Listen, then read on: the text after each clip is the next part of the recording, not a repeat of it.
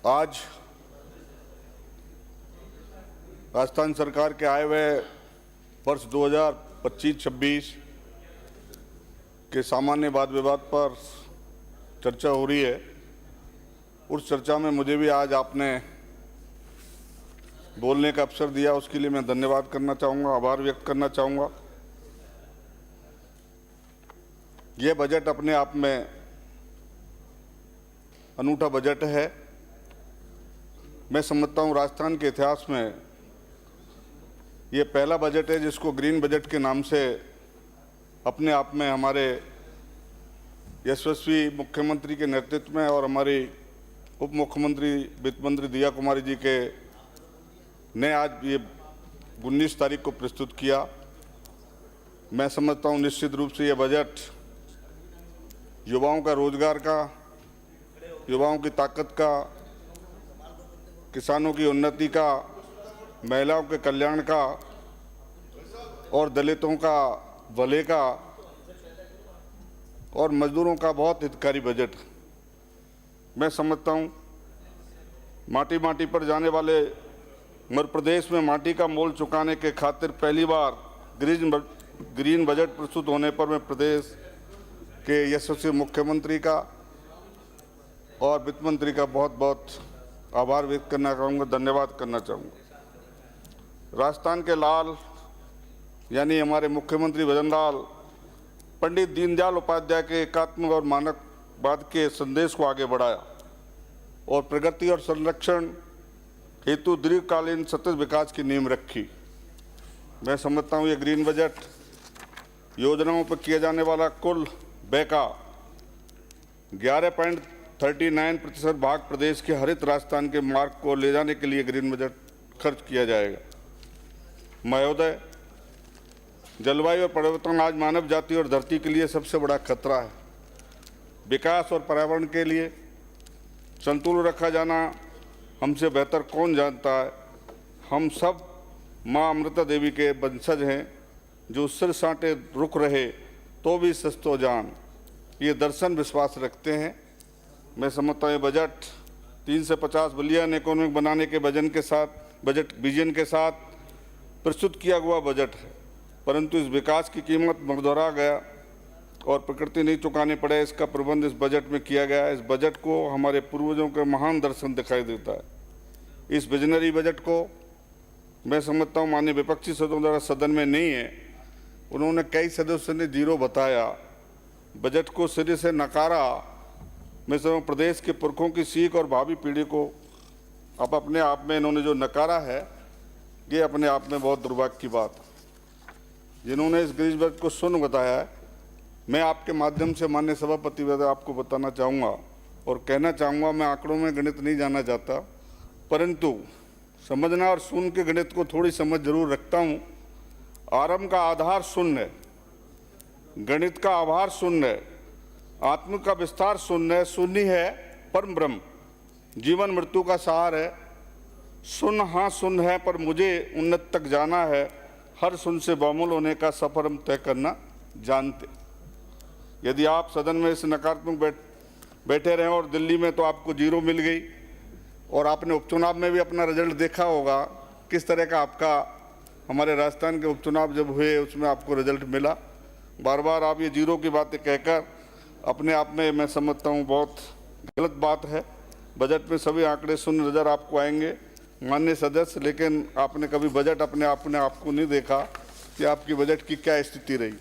आपने 5 वर्ष जो बजट कांग्रेस ने प्रस्तुत किया, माननीय सभापति महोदय आप तो पिछली बार थे, मैं समझता हूँ कितनी बड़ी बड़ी घोषणाएँ की, 41 से 96 घोषणाएँ 5 वर्षों में की और उनकी पालना और मैं समझता हूँ उनकी क्रियान्विति हुई 19 से 12 केवल घोषणा कार्यों की मैं समझता हूँ उन्होंने अपने आप में पालना की है। मैं समझ ये आप अपने आप सरकार के आपने देखा हो गत वर्ष में 19 में से 17 पेपर लीक हुए थे और अजी कोई क्या देगा अपने शोषण को जीरो। आपके बजट में कई बार अंग्रेजी माध्यम के 1000 शिक्षकों की नियुक्ति की बात कही और उसमें क्या है जीरो। आपने कहा हम आप किसानों का कर्जा माफ करेंगे, उसमें क्या रहा जीरो। आप हर बार अपनी अपनी बातें करते लेकिन काम में अपने आप में रहते हो जीरो।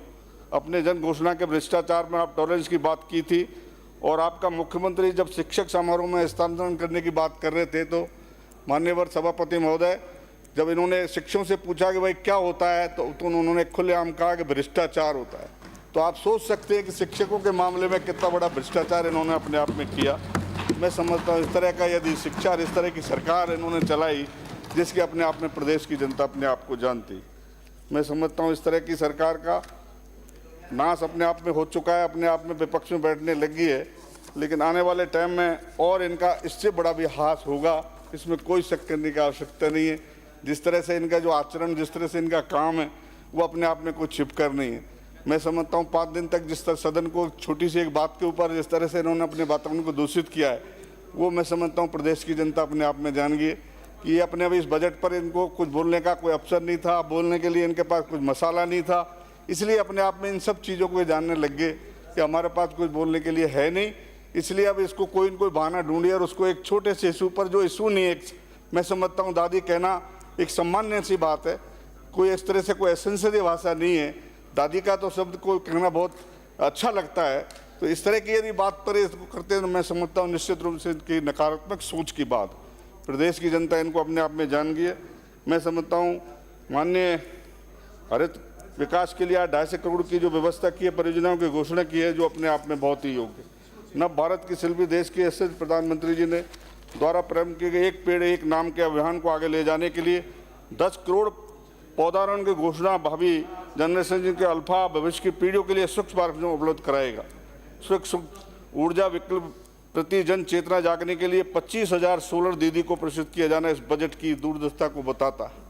मैं समझता हूँ माननीय वित्त मंत्री जी ने जिस वायदे को नेक इरादों के साथ दिल से निभाया, बहुत ही अल्पावधि में सरकार ने जन घोषणा 58% एवं बजट घोषणा में 73% वायदे निभाए।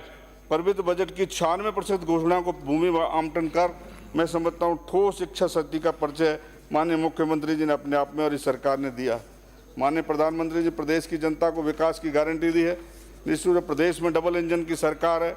आधुनिक राजस्थान के भागीरथ बनकर उभरे मुख्यमंत्री जी के प्रयासों से राम जल सेतु लिंक परियोजना की राष्ट्रीय परियोजना को सम्मिलित होने से प्रदेश की नई उम्मीद जगी है। इससे हमें समझता हूँ पूर्वी राजस्थान को अपने आप में जो बहुत बड़ी समस्या थी, उस समस्या के माध्यम से हमें अपने आप में पानी मिलेगा, जल मिलेगा। इसमें से 17 जिलों की आपने देखा होगा 3 करोड़ जनता को पेयजल मिलेगा। गत सरकार के कार्यकाल में उत्पन्न गरीबों से उपजी जनता की हताश अब आशा में बदली है। बजट में इस परियोजना में 9,300 करोड़ के कार्य करवाए जाने की बात है, जो कि राजस्थान की तस्वीर बदल कर रख देगी। विधानसभा कठोर में इस परियोजना का निश्चित रूप से लाभ मिलेगा। विगत सरकार के कार्यकाल में जल जीवन मिशन में हुई खुली लूट के थोड़े मान्य, मेरा तो अभी टाइम नहीं हुआ, 8 मिनट। वित्त सरकार ने कार्यकाल में जल जीवन मिशन में हुई खुली लूट के आमजन तक घर में नल जल की प्रतीक्षा कर रहा है। केंद्र सरकार द्वारा इस मिशन को 2000 तक बढ़ाए जाने पर मैं समझता हूँ केंद्र सरकार के और माननीय मुख्यमंत्री जी को मैं अपने आप में धन्यवाद देना चाहूँगा। हम सब जनप्रतिनिधियों को भी निश्चित रूप से गामगंज इस योजना के बारे में बहुत ज़्यादा प्रचार प्रसार करना चाहिए। माननीय सभापति महोदय, मैं तो अंत में आपको ये कहना चाहूँगा, निवेदन करना चाहूँगा, बजट अपने आप में एक जानदार शानदार बजट है, लेकिन कठुमर एक बहुत बड़ा पिछड़ा क्षेत्र है।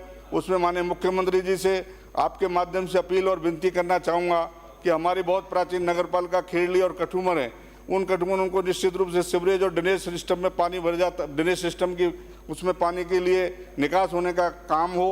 और निश्चित हमारे जो अब एक खेड़ली एक बहुत बड़ा पार्ट है, प्राचीन कस्बा है, उसमें तहसील बने, यही मैं आपसे विनती करना चाहूँगा। धन्यवाद। जय। श्री शंकर लाल डेचा।